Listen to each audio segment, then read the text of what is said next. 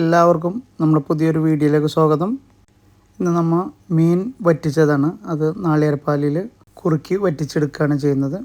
എങ്ങനെയാണെന്ന് നമുക്കൊന്ന് നോക്കാം. നല്ല ടേസ്റ്റായിട്ടുള്ള സോഫ്റ്റും ടേസ്റ്റുമാണ്. എല്ലാവരും ഉണ്ടാക്കി നോക്കണം, കഴിച്ച് നോക്കണം, ടേസ്റ്റ് ചെയ്യണം.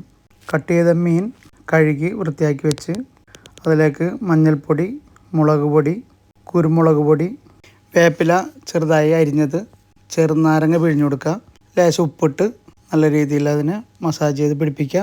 1 മണിക്കൂറെങ്കിലും അതിനെ ഒന്ന് മസാല പിടിക്കാൻ വേണ്ടി നമുക്ക് മാറ്റി വെക്കാം. 1 മണിക്കൂർ കഴിഞ്ഞതിന് ശേഷം നമുക്കൊരു പാൻ അടുപ്പിലേക്ക് വെച്ച് വെളിച്ചെണ്ണ ഒഴിച്ച് മീൻ ചട്ടിയിലേക്ക് ഇട്ട് കൊടുക്കുക.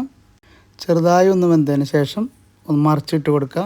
ചെറുതായി ഒന്ന് വെന്ത് വരുമ്പോൾ അതിലേക്ക് നല്ല കട്ടിയായിട്ടുള്ള നാളികേരപ്പാൽ ഒഴിച്ച് കൊടുക്കുക.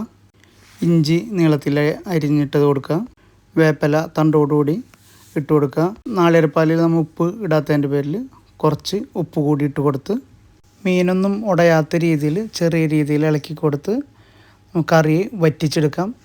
മീൻ നമ്മൾ മറിച്ചിടേണ്ട കാര്യമില്ല. അത് നന്നായി വറ്റി വന്നതിന് ശേഷം അതൊരു സർവിങ് പ്ലേറ്റിലേക്ക് മാറ്റാം. പച്ച വെളിച്ചെണ്ണ കുറച്ച് അതിൻ്റെ മുകളിലൂടെ ഒഴിച്ചു കൊടുക്കാം.